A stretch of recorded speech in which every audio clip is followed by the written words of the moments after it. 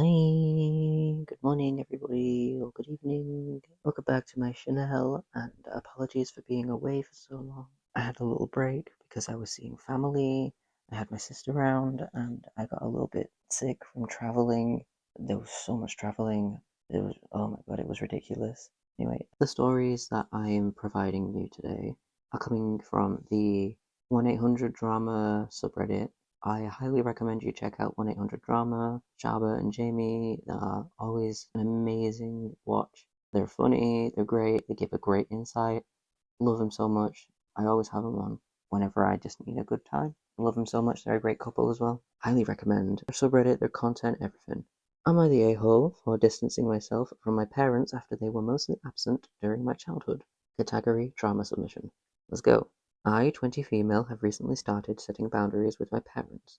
I don't hate them or wish them harm. I'm okay with helping them if they genuinely need support as they age. But right now, they're independent and have their own families. I'm in school, working, helping my grandparents, and trying to still enjoy myself a little. Yep, that's fine. You're still young, 20, yeah. In school. Okay, I'm assuming you're American if you're still in school and still trying to enjoy myself. I don't have the energy to meet their expectations. Yeah, I mean, if you're in school and helping your grandparents and working, you probably got no time whatsoever. My parents broke up before I was born, okay? Apparently, children of divorced parents are like, they have it really difficult from what I've heard, because you're always bouncing between the two households. I was raised by my grandparents. My mother has schizophrenia and was hospitalized shortly after I was born. She also blamed me for the breakup, as they do. Here's a little thing for parents. If you're going through a tough time, don't add a kid to the mix. A lot of people say their kids are the light of their life, but if you are having a tough time, don't bring a kid into that tough time, it's just selfish. After being released from hospital, she lived with me and my grandparents but didn't want to raise me.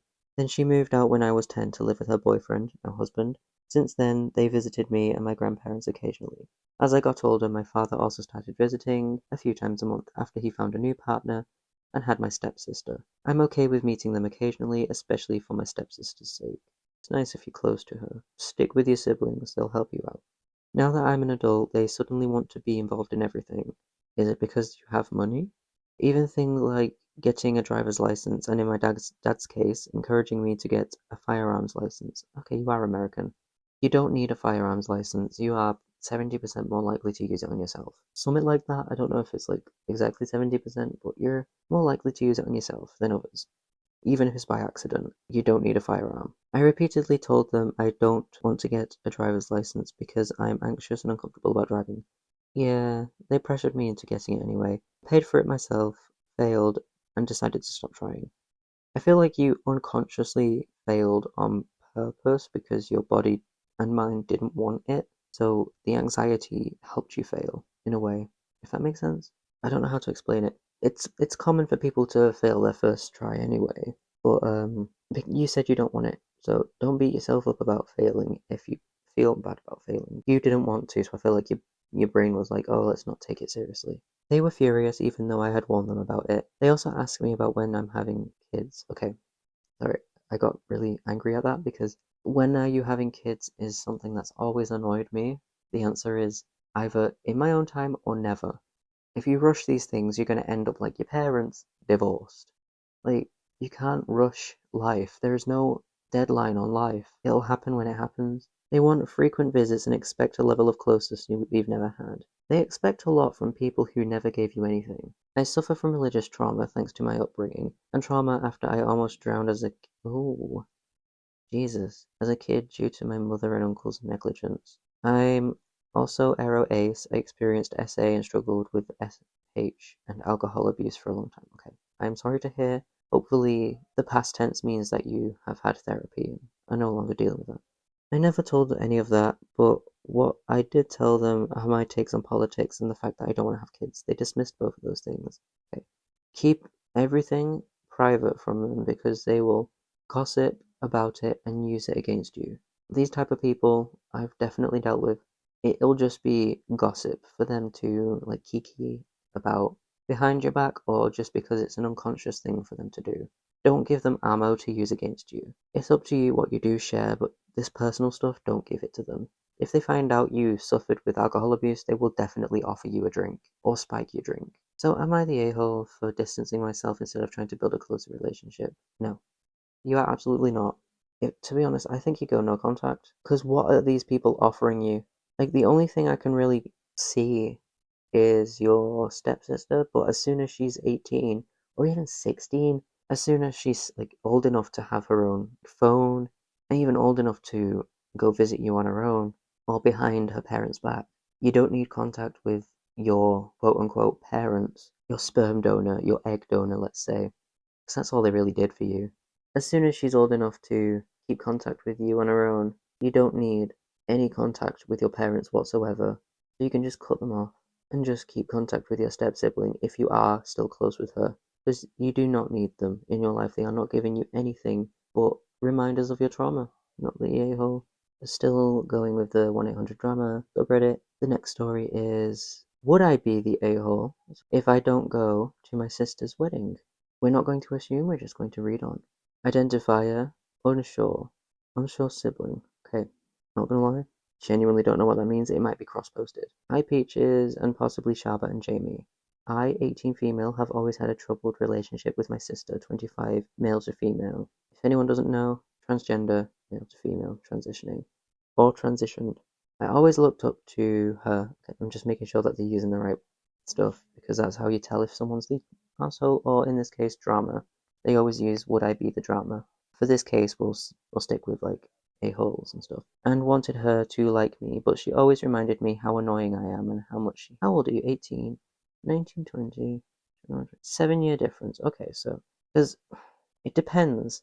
How old were you before all of this? When I was a kid, I used to pick on my siblings and they used to pick on me. Me and my brother had a bad relationship in our childhood, but now we support each other. We still like pick on each other, but that's more like in a like, oh, you smell, haha kind of way. But I know that my brother's got my back and I've got his back. But as kids we used to fight. So it's one of those things like, is your sibling, I don't know how to explain it. Was it like just sibling rivalry? Is that it? I always looked up to her in my childhood and wanted her to like me, but she always reminded me how annoying I am and how much she hated me. It does sound like a sibling thing. When I started secondary, 11, so yeah, it would have been 18. We started getting closer, although she was still mean to me and I didn't realize. Yeah, but she would have been 18 and transitioning. She would literally gaslight me, lie to me. The thing is, though, if you were 11, do you know what that means? Unless you're saying you realize that now. She would literally gaslight me, lie to me all the time, and when I confronted her about lying, she said, no, that's what you always do. Sorry, it's not. Let me try again. And when I confronted her about it, she said, no, that's what you always do. She did things just to upset me, like deleting my childhood me, like the we character. I'm a very sentimental person, even though it's not a massive thing. It's something that mattered to me, and she knew it would upset me. This is not supposed to be mean or a read, but I'm assuming OP is autistic, if something like this has set them off this bad. She never apologized. The fact that your siblings is adding an extra layer of, I'm overlooking it a little bit because you're siblings, because this is something my siblings would do. Yeah, this is what my siblings did to me. She would constantly talk bad about our parents, even though I was very close with my mother. There's nothing about you. Okay, I might be reading too much into it because I'm someone who has 4 siblings from one family, 10 siblings from another family, and a half sibling. I also have like sibling in laws. When I was younger, you say stuff that you really don't mean, okay? Especially when you're a teenager and you're going through puberty and you're going through your exams and you're trying to get into uni and trying to get into college and you're trying to get a job and you're going through all these changes in life. And I'm assuming she's trying to transition.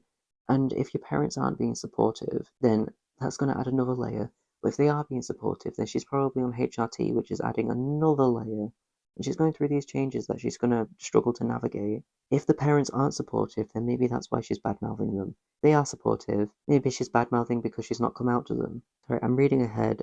She always came to me with her mental problems that I was unequipped with. Yeah, that is bad. She should not have done that, but maybe it's because she had no one else to go to. She should not have done that. I'm not making excuses, but maybe she felt alone. She went to uni at 20 and I tried to message her, but she barely responded. And again, there is an age difference, and maybe it's because she didn't feel accepted. I'm going to read ahead a little bit because this is a very long story. It's 2022, you were 14, she was 21. She said she's leaving and she's not going to tell your mum. It does seem like the mother didn't accept her. I'm trying to go through the comments. It just sounds like I'm just going through the comments real quick. People are saying that OP wasn't even invited anyway. But people I think are like going on OP's side because it's people are seeing the whole trauma side of it. But I think I'm being too naive and sympathetic for the sister. Like there's nothing that says the parents accepted the sister as trans. Because all I'm seeing is the sister is trans, but there's nothing that says that the parents accepted her. Yeah, it just says the next day she's gone and left a horrible message to the mum. It's caused my mum to have a breakdown. Which, yeah, it's not nice. And the sister says she deserved it, but she stayed in contact with the brother and grandma. It does sound like the mother, or father, or both were never supportive. It just sounded like they never accepted her. And that's probably why she was so angry all the time. I am reading into it a bit much, but I feel like I need more information. I think OP was too young for this situation. If OP was a bit older, he may have understood a bit more. But OP's asking if they're the drama for not going to the wedding. People in the comments are right. You weren't invited in the first place. So, cut to a few days ago, I find out from my brother she's engaged to her girlfriend, who I met once for a minute. I never even saw this happening, and now I feel rude if I didn't go to the wedding. And people in the comments are saying, looks like you haven't even been invited. And OP even says, I don't even know if she's invited me. Yeah, I'm sorry, OP, but you weren't even invited, so it won't make a difference if you go or not. I mean, it will make a difference if you go if you weren't invited. It does sound a bit like OP is playing a bit of a victim here. Our relationship has always been her controlling her closeness to me, and me thinking I needed her. I feel like if I don't go, it will make her think I'm the one in the wrong. But at the same time, I understand why OP feels that way. You don't need to have a relationship with your sister. You don't need her. Let her have her space. Let her transition.